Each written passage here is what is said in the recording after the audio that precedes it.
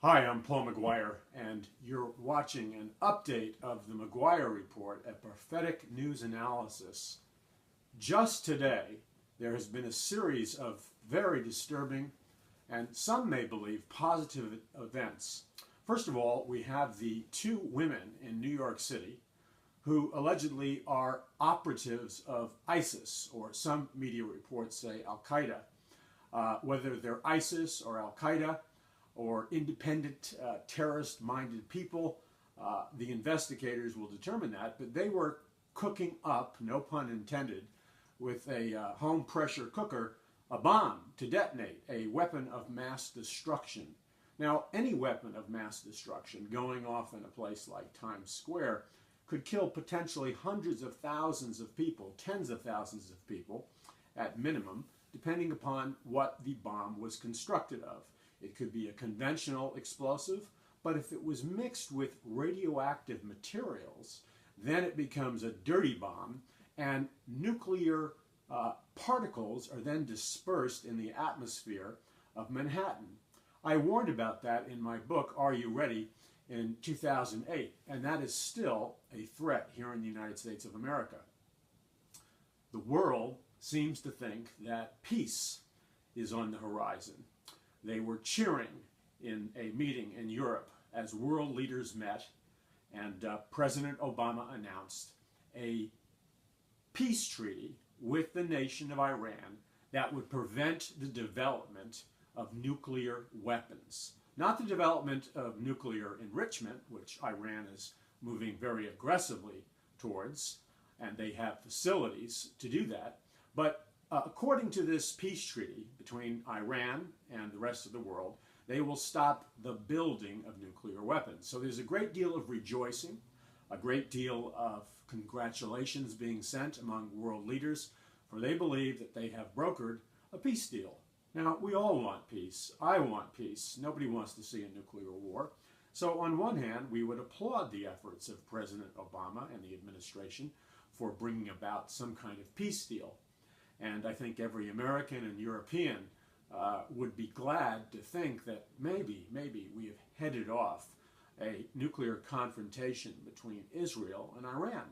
But the question we have to ask is, what are the goals of militant Iran? Are they going to be satisfied with a peace treaty? Because the head of Iran made numerous statements before the United Nations. He actually had a vision where he believes that it is his holy calling to usher in an Islamic Messiah. In addition, the militant ideologies and theological groups that have vowed publicly to wipe Israel off the face of the map and annihilate the Jewish people completely, that is a core tenet in their theological beliefs. And that tenet among that radicalized group, and we're not talking about all people of that particular faith, Islam, not all of them believe this, but there is that radicalized group that does believe it is their duty to wipe Israel off the face of the map. And that means nuclear weapons, military invasion, whatever it takes. And even though we have brokered a peace treaty on paper, the virulent ideological and theological tenets that call for the total destruction of Israel has not gone away. So in a sense, we have what we could call a cosmetic peace treaty. It appears good on the outside, but will it be lasting? And then we need to really, in terms of the final analysis, look at Bible prophecy. What does the Bible say about the relationship between Iran and Israel in the last days? Well, many of you are familiar with Ezekiel 38. And in Ezekiel 38, the prophet Ezekiel gives a prediction, a vision from the Lord of what is going to happen with Iran, Russia, a consortium of Islamic nations in the last days that will organize, and they will take a massive military invasion against Israel. Now, when we read the key players in Ezekiel 38, which is also called the War of Gog and Magog, we see that Russia leads a coalition. And when we do a word study and study the particular nationalities and groups that encompass the term Russia and Rosh and so on and so forth, in the beginning verses of Ezekiel 38, we see that they're not just talking. Ezekiel, the prophet Ezekiel, was not just talking about Russia. He was specifically talking about the Ukrainian people as well, that the Ukrainian people would participate in this last days invasion.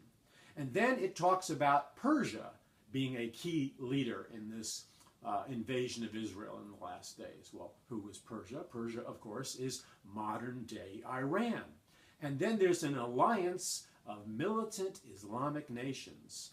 Some people think Turkey will turn and join this coalition. But in any case, the prophet Ezekiel warns that in the last days, Iran, Russia, Ukraine, and a consortium of Middle Eastern nations will invade Israel in the last days in a massive military invasion with the goal of totally destroying it. But something very interesting happens in the book of Ezekiel. Israel, through its own military power, does not triumph against this Islamic Russian invasion. Israel's military power does not have the power to withstand this massive all-out assault known as the War of Gog and Magog.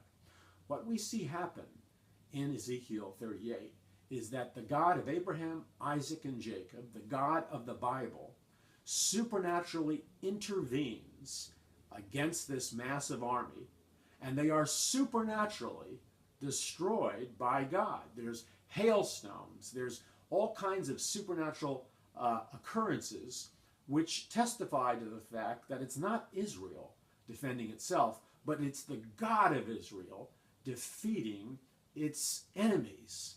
And this is the promise that God made to the nation of Israel, to protect them and keep them. And then as you finish out that powerful passage in Ezekiel 38, you read these words that God says he will glorify himself. He will magnify himself in front of all the nations of the earth. How? God glorifies and magnifies himself to all the nations of the earth. Not because he's sadistic and brutal and a mass murderer, but because he supernaturally defends Israel against the aggressors of Israel. And in that supernatural defense, even the atheistic and materialistic world will be forced to acknowledge that the God of Israel exists, that Bible prophecy is true, and that God has made an everlasting covenant with the nation of Israel in the last days.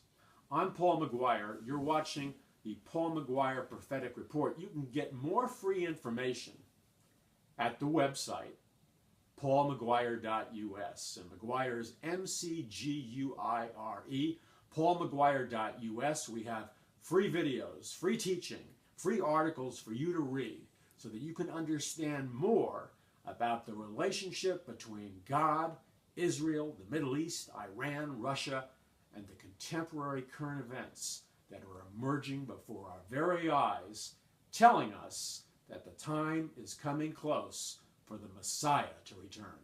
God bless you. I'm Paul McGuire.